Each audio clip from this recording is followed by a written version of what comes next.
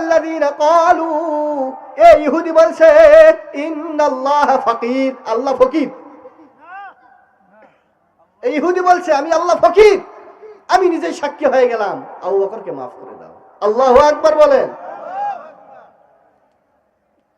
আল্লাহ তাআলা এই কথাই বলতেছেন মাযাল্লাযী ইউকরিদুল্লাহ, যারা ঈমান নিয়ে আসবে, আমাকে বিশ্বাস করবে, বিল গায়ব, না দেখে যারা আমি আল্লাহ তাআলার উপর ঈমান নিয়ে আসবে, তাদের জন্যই 1 নাম্বার গুণ।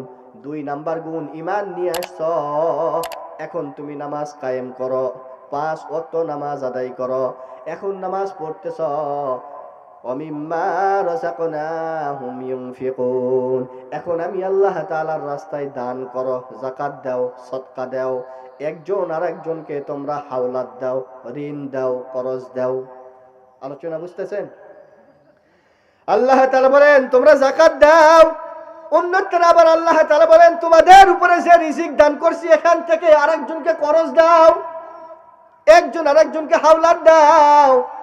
তোমরা জানো যদি কোনো ব্যক্তি দান করে, দান করলে যে সওয়াব, কোনো ব্যক্তি যদি ঋণ দেয়, হাওলাত দেয়, দান করার চাইতে 17 গুণ বেশি সওয়াব পেয়ে যায়।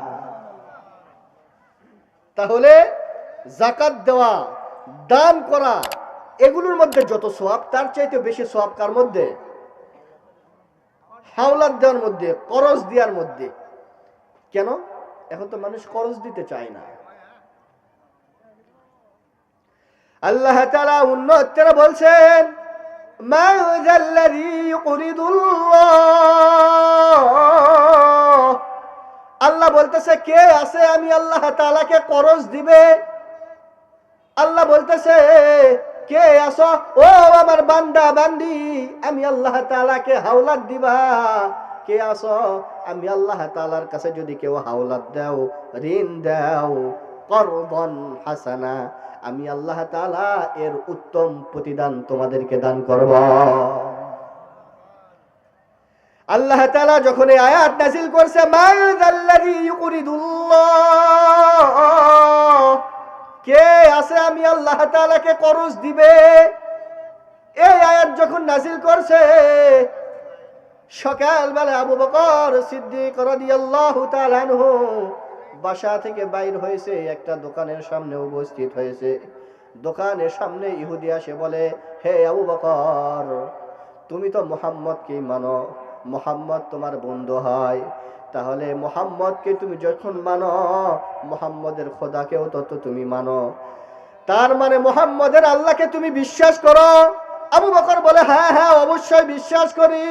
ইহুদি বলতেছে তাহলে তোমাদের আল্লাহ এতই ফকির হয়ে গেছে, তোমাদের আল্লাহ তো ফকির, যেই আল্লাহর উপর তোমরা বিশ্বাস করো, যেই আল্লাহকে তোমরা মানো, ওই আল্লাহ তো ফকির।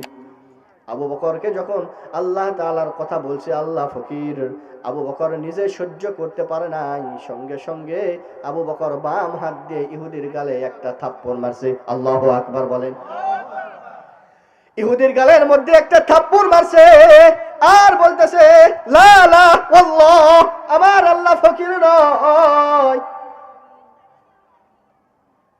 ইহুদি বলতেছে ফকির যদি না হয়, আল্লাহ তোমাদের আল্লাহ আবার কোরআনুল কারীমের ভিতরে বলতেছে মানজাল্লাযী ইউকরিদুল্লাহ করদান হাসানা, কে আছে আমি আল্লাহ তাআলাকে হাওলাত দিবে।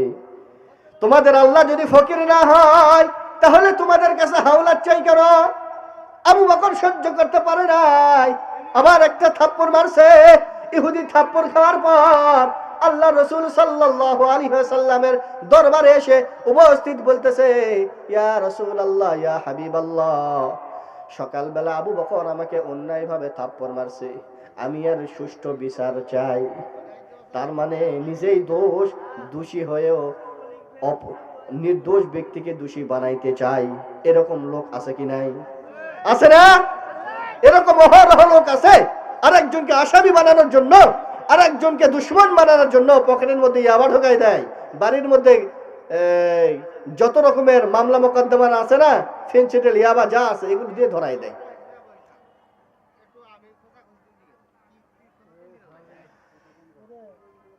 ইয়া রাসূলুল্লাহ, ইয়া হাবিবাল্লাহ, আবু বকর আমাকে অন্যায়ভাবে থাপ্পড় দিয়েছে, আমি এর সুষ্ঠু বিচার চাই। আল্লাহ রাসূল বলে, ওরে আল্লাহর বান্দা, তুমি যার নামে বিচার দিতেছ তুমি কি জানো? তুমি বুঝে শুনে বলো, ওই ব্যক্তি আবু বকর ছিল নাকি অন্য কোনো ব্যক্তি ছিল? ইহুদি বলে, না না, আমার দু চক্ষে দেখা ওই ব্যক্তি আবু বকর ছিল, বাবার নাম কুহাফা ছিল। আল্লাহ রাসূল সাল্লাল্লাহু আলাইহি ওয়াসাল্লাম এক সাহাবীকে পাঠিয়ে দিলেন, যাও যাও আবু বকরকে নিয়ে আসো। আবু বকরকে ডাকা হলো। আবু বকরকে বলতেছে, আল্লাহ রাসূল বলতেছে, ইয়া আবু বকর, হে আবু বকর, তুমি কি এই ইহুদিকে থাপ্পড় মারছো? আবু বকর বলে, ইয়া রাসূলুল্লাহ, ইয়া হাবিবাল্লাহ, হ্যাঁ আমি থাপ্পড় দিয়েছি। আবু বকর বলো দেখি কেন তুমি থাপ্পড় দিয়েছো? আবু বকর বলে, ইয়া রাসূলুল্লাহ, ইয়া হাবিবাল্লাহ, এই ব্যক্তি সকালবেলা আল্লাহ তাআলাকে ফকির বলছে, আল্লাহ তাআলাকে ফকির বলে গালি দিয়েছে আমার সামনে, আমি নিজেকে সহ্য করতে পারি না ইয়া রাসূলুল্লাহ, আমি নিজেকে কন্ট্রোল করতে পারি নাই। যখন আল্লাহকে ফকির বলছে, আমি সঙ্গে সঙ্গে বাম হাত দিয়ে একটা থাপ্পড় মারছি। ইয়া রাসূলুল্লাহ, এর বিচার কি হবে আপনি ফয়সালা করে দেন। ইহুদি বলে, ইয়া রাসূলুল্লাহ, আমি তো আল্লাহকে ফকির বলি নাই। নাউজুবিল্লাহ বলেন। ইহুদি বলতেছে, না না, আমি তো আল্লাহ তাআলাকে ফকির বলি নাই। আবু বকরকে বলতেছে, ইয়া আবু বকর, তাহলে তোমার পক্ষে সাক্ষী আছে কিনা দাও। আবু বকর বলে, না, আমার পক্ষে তো কোনো সাক্ষী নাই। সকালবেলা আমার সাথে সাক্ষাৎ হয়েছে, আল্লাহকে ফকির বলছে, এই কথা তো আমি একা শুনছি, অন্য কেউ শোনে নাই, আমার তো কোনো সাক্ষী নাই।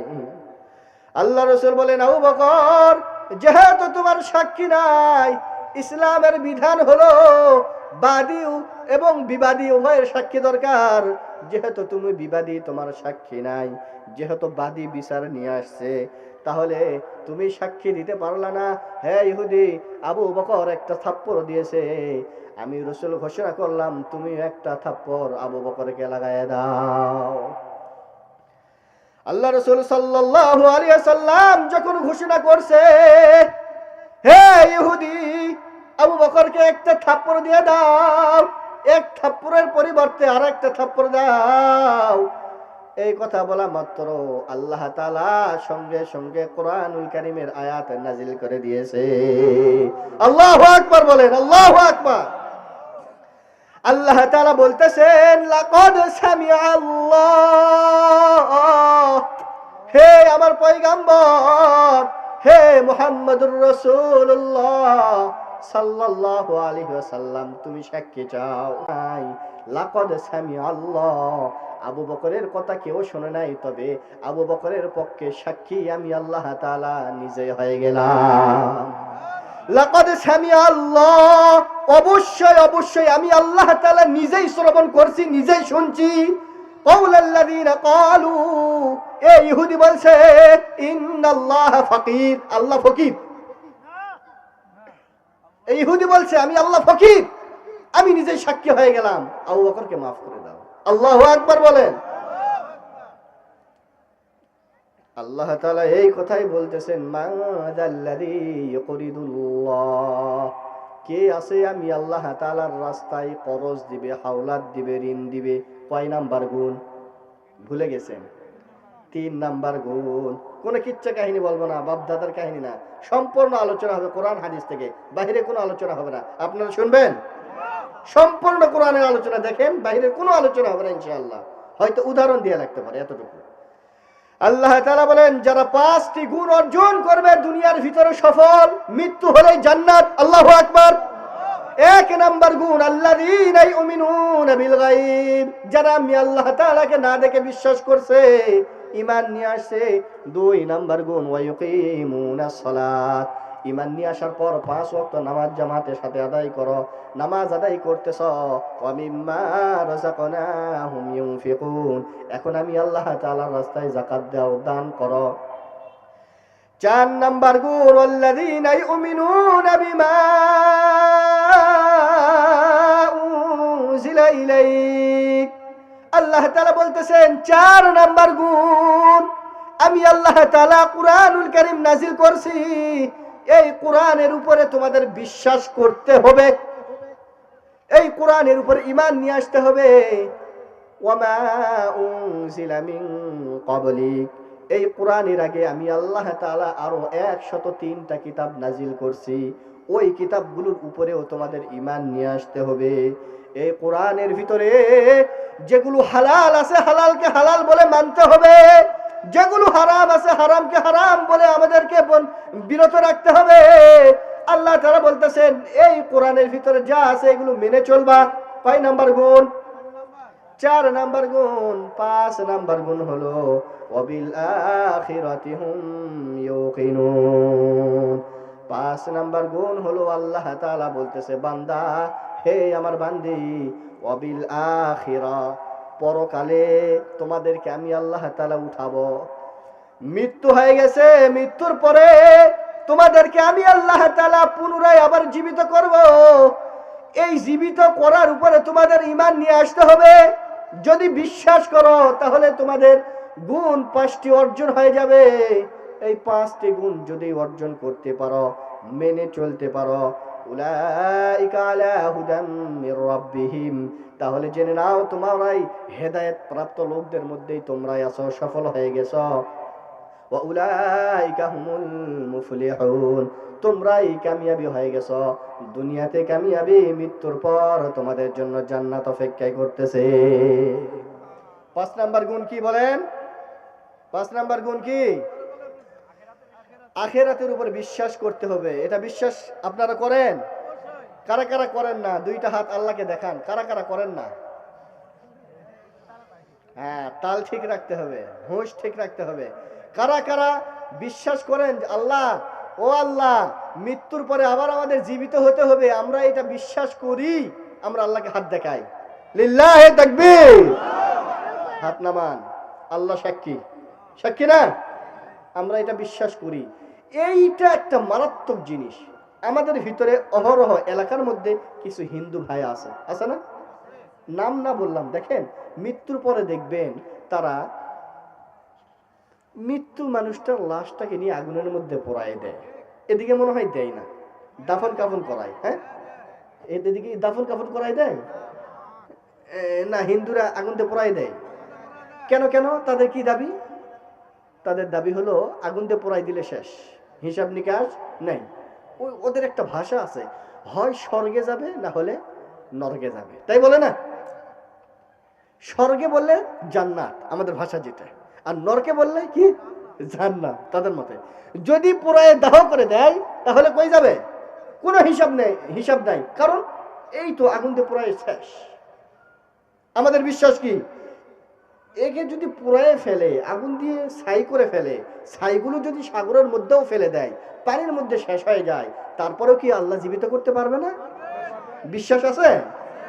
এই বিশ্বাসটা ইব্রাহিম আলাইহিস সালাতু ওয়াস সালাম একদিন আল্লাহকে বলতেছে। সুন্দর কথা, দেখেন আল্লাহ তাআলার কাছে দরখাস্ত করতেছে। কেন দরখাস্তটা করলেন? ইব্রাহিম আলাইহিস সালাতু ওয়াস সালাম সাগরের পাশ দিয়ে হেঁটে হেঁটে যাইতেছে। সাগরের পাশ দিয়ে হেঁটে হেঁটে যায়, দেখতেছে সাগরের মধ্যে মানুষের মরাদেহ। আল্লাহ তাআলা ওই যে কিছু জাতি কওমে লূতদেরকে ধ্বংস করে দিয়েছিলেন, আপনারা অনেকে হয়তো জানেন, তাদেরকে ধ্বংস করে দিয়েছেন। তাদের লাশ পানির মধ্যে ভাসতেছে, ওখান থেকে কাক খাইতেছে, সিরগালে খায়, শুকুরে খায়, কুকুরে খায়, পাখিয়ে খায়, মাছে খায়। কথা বুঝতেছেন? ইব্রাহিম আলাইহিস সালাতু ওয়াস সালাম দেখলেন একটা মানুষের লাশ এতগুলো প্রাণীর পেটের মধ্যে গেছে, আবার হজম হয়ে গেছে, আবার এগুলোকে আল্লাহ কিভাবে জীবিত করবে? দেখেন আল্লাহর পয়গম্বর, তার মধ্যে কথা। উনি তখন আল্লাহকে বলতেছে কি, রব্বি আরিনি কাইফা তুহিল মাউতা। আল্লাহ তাআলাকে বলতেছে, ও আমার রব, রব্বি আরিনি, আমার দেখান, কাইফা তুহিল মাউতা, মৃত্যুর পরে আবার কিভাবে আপনি জীবিত করেন। ও আমার রব, আমি নিজে স্বচক্ষে একটু দেখতে চাই। আল্লাহ তাআলা বলেন, ক্বালা আওয়ালাম তুমিন, কেন তুমি কি বিশ্বাস করো না? তুমি কি এটা বিশ্বাস করো না মৃত্যুর পরে আমি জীবিত করতে পারি? আল্লাহ তাআলা বলতেছে, ক্বালা আওয়ালাম তুমিন, তুমি কি বিশ্বাস করো না? ইব্রাহিম আলাইহিস সালাতু ওয়াস সালাম বলেন, আল্লাহ, ক্বালা বালা, হ্যাঁ বিশ্বাস করি, ওয়ালাকিন লিয়াতমাইন্না কলবি, আমি দেখতে চাই, দেখলে আমার অন্তরটা প্রশান্তি পাইতো, আমার অন্তরটা ঠান্ডা হয়ে যাইতো, অন্তরটা পরিষ্কার হয়ে যাইতো, ইতমিনান হয়ে যাইতো। আল্লাহু আকবার বলেন। আপনারা দেখতে চান? উনি যেভাবে দেখছে আপনাদেরকে শুনাইতে চাই, শুনবেন? আল্লাহ তাআলাকে বললেন, ও আল্লাহ, মৃতকে কিভাবে আপনি জীবিত করেন আমার একটু দেখান। আল্লাহ বললেন, আওয়ালাম তুমিন, তুমি কি এটা বিশ্বাস করো না? ইব্রাহিম আলাইহিস সালাতু ওয়াস সালাম বলেন, ক্বালা বালা, হ্যাঁ বিশ্বাস করি, ওয়ালাকিন লিয়াতমাইন্না কলবি, হ্যাঁ এই জন্যই দেখতে চাইতেছি যাতে করে আমার অন্তরটা প্রশান্তি পায়, আমার অন্তরটা শান্তি পায়। আল্লাহ তাআলা বললেন, ক্বালা ফাখুজ, তাহলে তুমি পাখি ধরো, পাখি, আরবাতিম মিনাত তায়র, 4 প্রকারের পাখি ধরো। 4 প্রকারের পাখি ধরার পর 4 প্রকারের পাখিকে পোষ মানাই নাও। 4 প্রকারের পাখিকে এমন ভাবে পোষ মানাই নিবা, ডান দিক বললে ডান দিকে যায়, বাম দিক বললে বাম দিকে যাবে। তুমি যা বলবা তোমার পাখিগুলো তাই বলবে, তাই শুনবে।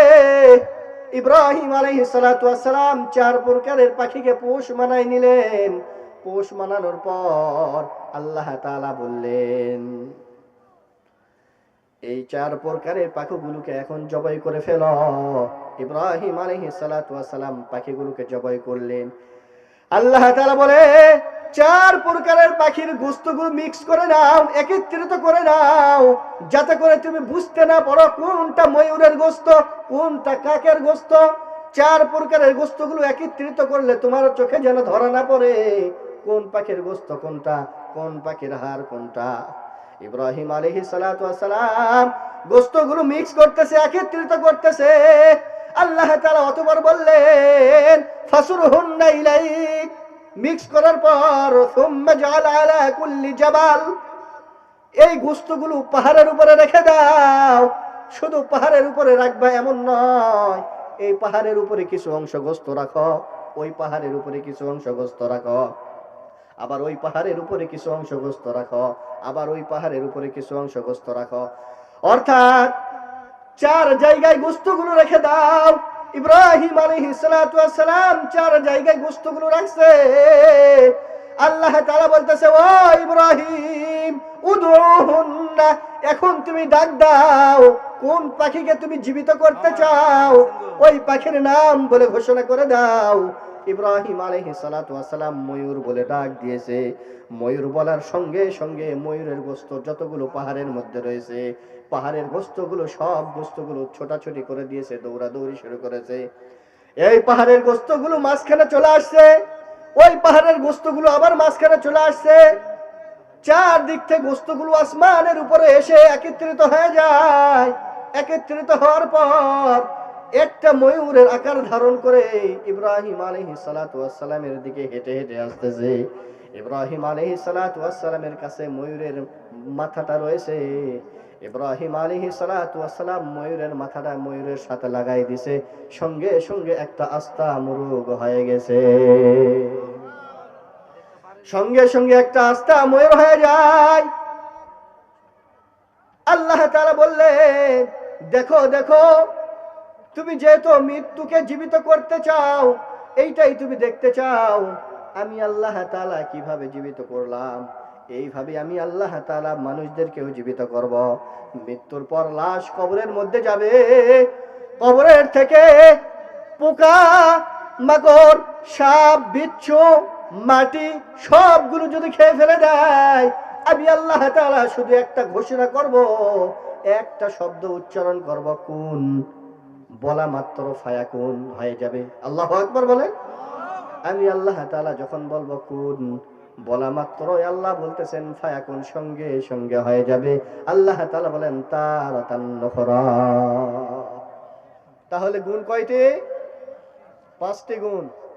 1 নাম্বার গুণ কি বলেন?